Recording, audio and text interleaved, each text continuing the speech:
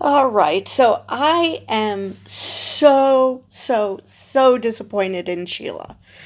I mean, I realize that she had to give someone up, but why couldn't she have given up someone who's a bad guy? I mean, not Daniel exactly, because, hopefully he'll see the consequences of Fisk's actions and have all the vigilantes come down on his head. So there's hope for him. But give up someone like Buck. Make something up. I mean, or at least, you know, because of everyone's fear of everyone else, she couldn't get a confession from anybody. Something. Or she could have just left the administration herself. I mean, because at the end, we see Cherry, we see Detective Kim, we see other people who were gathered at Josie's bar. We could have had the commissioner there. I mean, I realize that next season is all about getting, superpowered individuals to help in this fight because Swordsman is in a cage, Frank is in a cage. It looks like they just have random rich people in the cage. I assume people who are um not on Kingpin's side. Luckily BB is still out. She hasn't been captured. Heather has taken a job with Fisk, but she hesitated. So maybe she's aware that she's playing with fire because of what Matt said to her, or maybe just the fact that her boyfriend and Fisk get along like this. I still do not understand why he saved Fisk.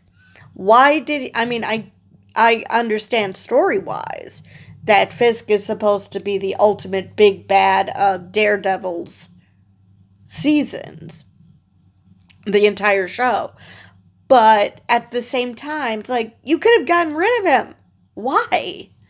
I mean, even Frank asked him, why did you save him?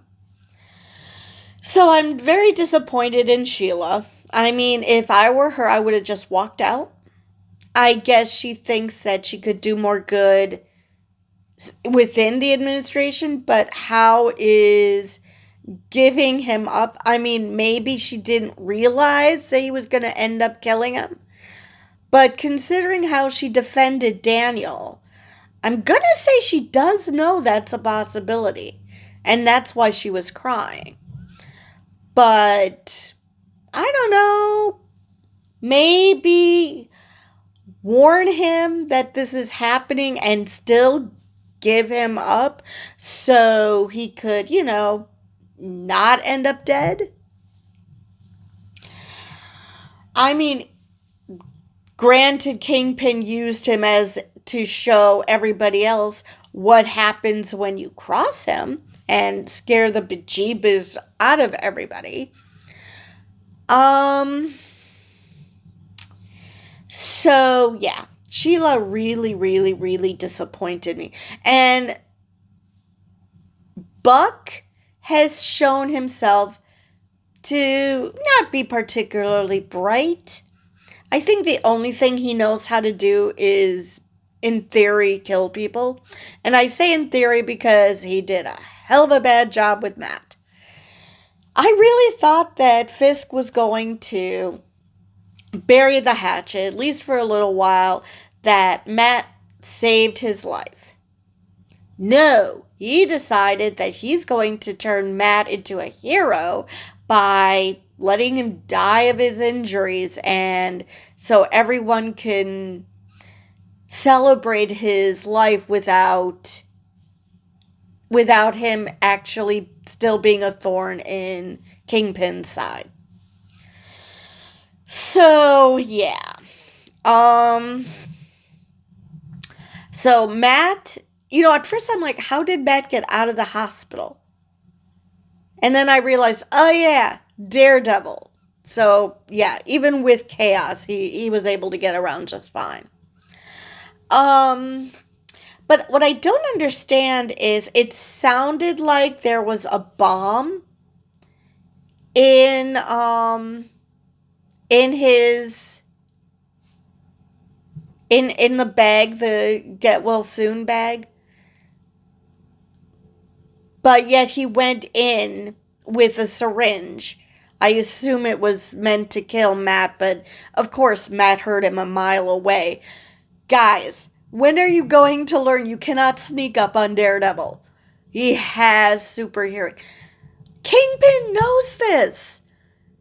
He used that last episode to talk to Matt without anybody else being aware. Well, maybe Vanessa was aware, but nobody else was aware because he was whispering, because he knew Matt would hear him. So, where did Buck think that he was going to sneak up on him? I mean, it's not like he could see that he was carrying a get well soon bag with a teddy bear. But he knows that it's Buck. Anyway. So I was disappointed in Sheila. I really, really thought Buck was going to end up dying this episode. But no, he survives another day. Sheila obviously is miserable, which, you can't blame her. She decided to take the coward's way out. She could have been standing at Josie's bar along with the commissioner to resist the tyranny of Kingpin. But no, she chose to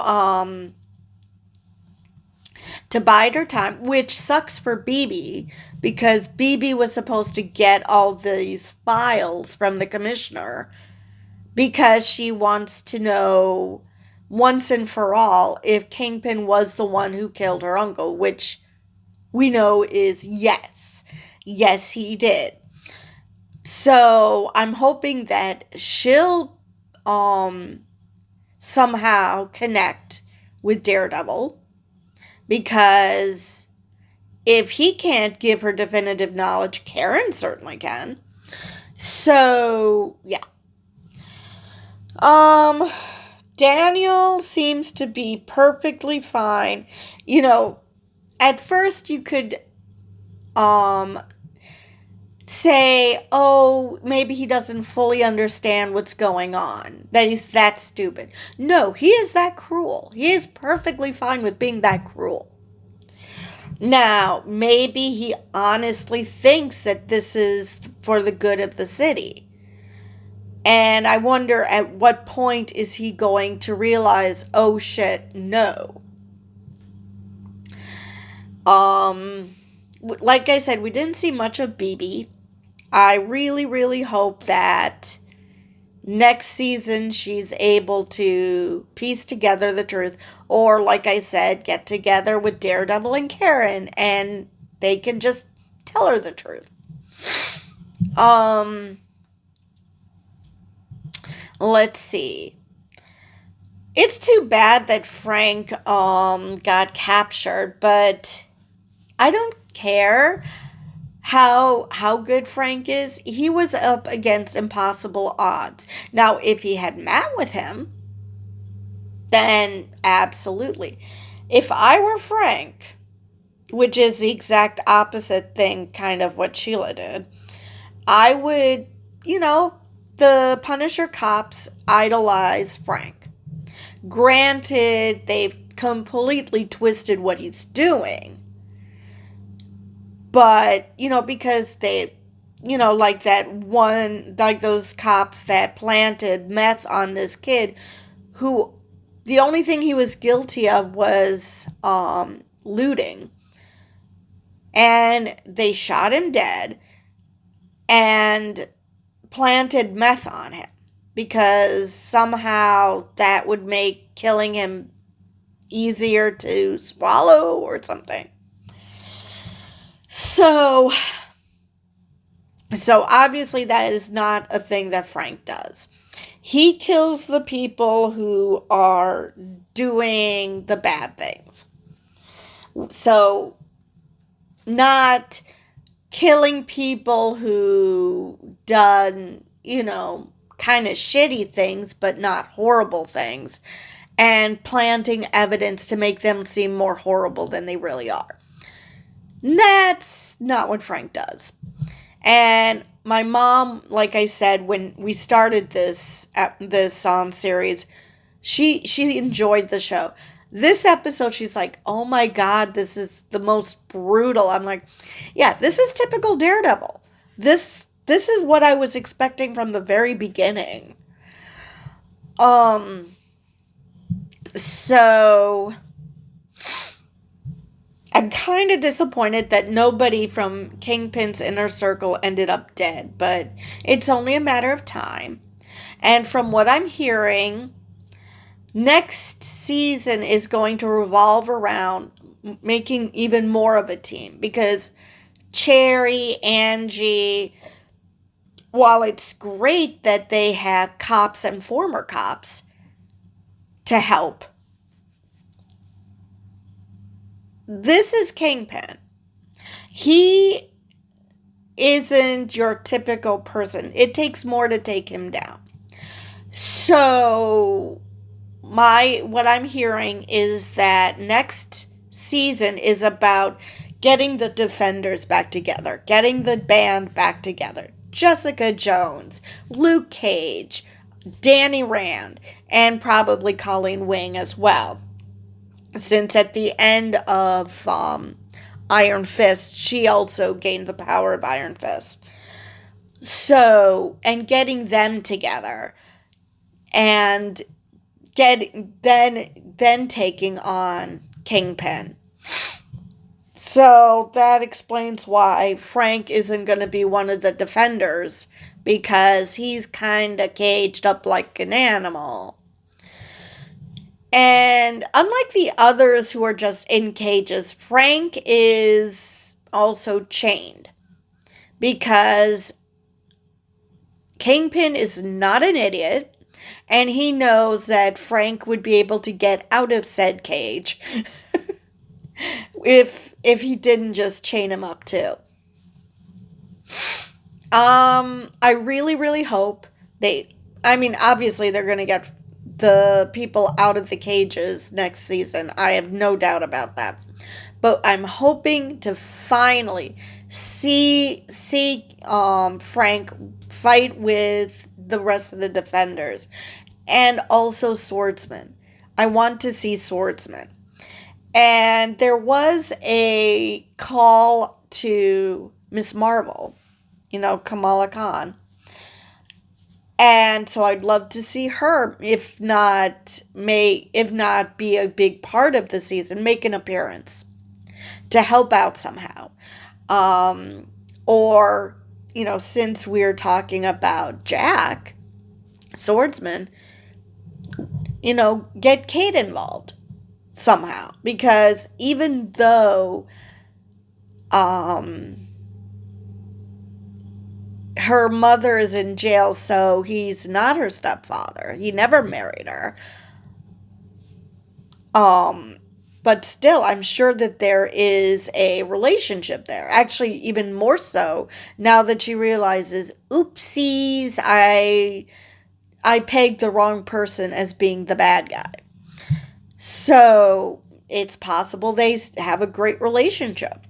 So maybe he's gonna call on Kate. Again, I don't expect them to play a big role.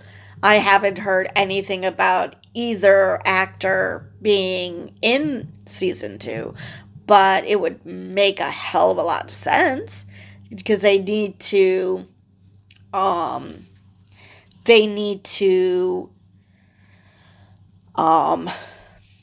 pay off the Easter egg of Kamala Khan.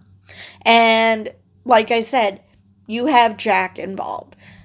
And Kate not only took on Kingpin, but she almost became his stepdaughter.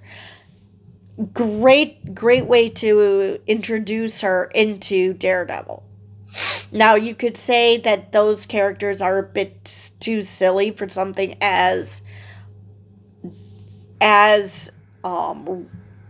not raw, but as violent and as dark as Daredevil. But we had them fighting, him and Matt and Frank, fighting their way out of Matt's apartment and running into Karen almost literally. And that was a bit comical, the way they were walking around, down like the walk of shame, and Karen just happens to be there. So yeah, I would love to see those girls enter into this world. If nothing else, to keep it a little light because there's so much darkness, and just to see how they would interact with someone like Frank, because I dare Frank to be as jaded and as gloomy around someone like Kamala Khan. I mean, she's so bubbly and so cheery that there is just no freaking way he could remain gloomy. Not to mention the family that he lost. I think it was 2 kids he had. I mean, wouldn't they be about her age now? So that would add to her bonding with Frank. And then of course there's Kate, who I mean, she's an archer. She can help out so much because of all the gizmos that Clint gave her. So, and especially if they do allow swordsmen to fight and not just talk about that he's a vigilante, but actually show him fighting. I think it would be great. Not to mention her being able to hide behind Luke while letting arrows fly. But what confused me about this episode is, like I said, it seemed like a bomb was set off. And I thought it was in that bag that Buck had. But he also had a gadget in his hand and then all the lights went out. Well, at least half the city, the lights went out. So did Buck do that? Did Buck set the bomb? Or was the bomb always supposed to be in Matt's apartment? Because the whole top floor went kaboom. And the only reason they got out is because, well, Matt being Matt, he was able to get him and Frank out. So yeah, that was a bit confusing to me. So yeah, I'm excited about next season. I really want to see how they're going to deal with this. I'm so bummed that the commissioner was killed, and I'm especially upset at Sheila. Now, do I wish her death? No. She obviously did not like what she was doing. But at the same time, you're not helping yourself here. I mean, you might think in the moment that you're helping yourself, but you're not. He actually could have been an ally. You could have just told him, this is what Kingpin wants me to do. And, I mean, it's entirely possible that she did and we just didn't see it. And he basically was like, yeah, just tell him. Maybe he didn't realize that Kingpin was going to kill him so brutally. I mean, that's a possibility too, that he knew and he let her throw him under a bus. I mean, I guess that's possible. But until we learn otherwise, I'm not thrilled. So, Matt and Karen have figured out that something about Red Hook that's going to allow them to do their illicit activities in the free and clear. And it somehow ties to Foggy and his case, but I couldn't quite follow it. What that was all about. But Heather seemed to not want to listen to Matt. Actually, Kirsten didn't seem to want to listen to Matt. So I don't know what that means. This is the last we're going to see of some of these characters, or if they're going to make an appearance in season 2 somehow. Because Matt did ask her as a witness, what was Foggy celebrating? What was he happy about?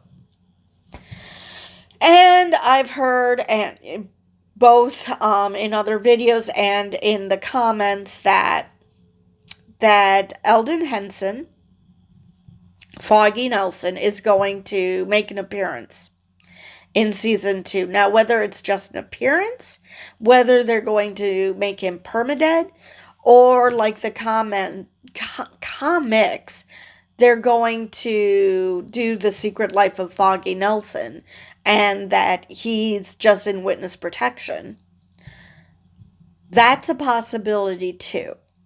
And so that at some point, they will find out that Foggy is alive, which will simultaneously be a relief to Matt and piss him off so much more. Of course, how that would work, how they faked his death. I mean, it's entirely possible that because of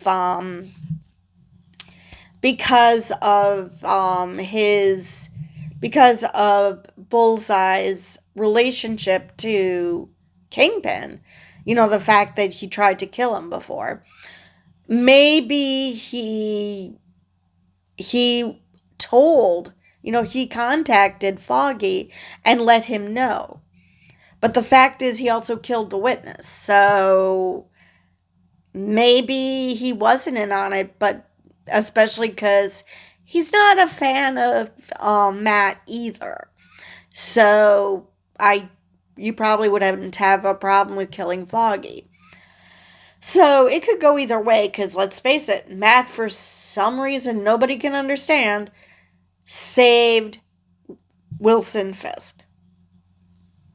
So we wouldn't be in this position if Matt just let Bullseye kill Fisk. But he doesn't like death. He doesn't like killing. He tried to stop Frank and, could only do so much. But Charlie thought, Emergency Awesome thought that picked out one of the guys from the anti-vigilante task force and pinned him as the one who killed Hector. And yes, indeed, it turned out to be him. We also saw Hector's niece. So, are we going to see her in season 2? I mean, kids have this bad habit of growing up fast. So, maybe next season we'll see her training so she can take up the mantle of White Tiger. Or there's going to be a different storyline with her. I don't know. Let's see what else about this episode. When I was watching the original Daredevil, Karen drove me nuts. That was actually one of the reasons why I didn't watch Punisher, because apparently I was under the impression she was going to be a major character in that show. And she just came across to me as strong as she was trying to be and as tough as she was trying to be. She just came across as whiny to me. And so this Karen, not whiny. Not whiny and not holier than thou, which is maybe another reason but there was something about her in the original series I did not like. So it's nice to see that she's not that anymore. I like this Karen Page. Let's see if there's anything else about this episode that I wanted to mention. I think I covered everything that I wanted to. So, but yeah, obviously, wherever Bullseye was when Vanessa found him, he was drugged out of his mind. They were keeping him drugged. So, like I said, maybe he struck a deal with Foggy, or struck a deal with someone that that they'd let Foggy know this was going to happen, or somehow maybe this is a secret life. I really, really hope that it's not a matter of him being permadead, because that would suck. And they finally explained avocados at law. Now, I've seen it elsewhere, so I already knew that it's abogado, which is Spanish for lawyer. And that he mistook it as avocados when apparently he was drunk. So there's that. But, so I'm glad that they finally explained that for the people who don't know Spanish. Or don't know anyone who does know Spanish. So, let me see if there's anything else. I think I've covered everything I wanted to in this episode. Obviously, it's a great cliffhanger. The ending was a little lackluster. It's him just talking, doing a call to action. The only two people we saw in that bar was, besides Josie, of course, was Cherry and Angie. There were other people, but they were just silhouettes. And like I said, it sucks that the commissioner isn't a part of it, because he would have been a great ally. And so I can't wait to see the army, which is Jessica, Luke, Danny, Colleen, and of course Matt, because that is going to be so much fun. Yeah, I think I've covered everything I wanted to this episode. And with that, I will see you in the next video. And my next review videos, I believe, is going to be Andor Season 2. I forgot to check it before I started recording, but I think that's the next show that Disney Plus is going to have. So with that, I will see you guys in the next one.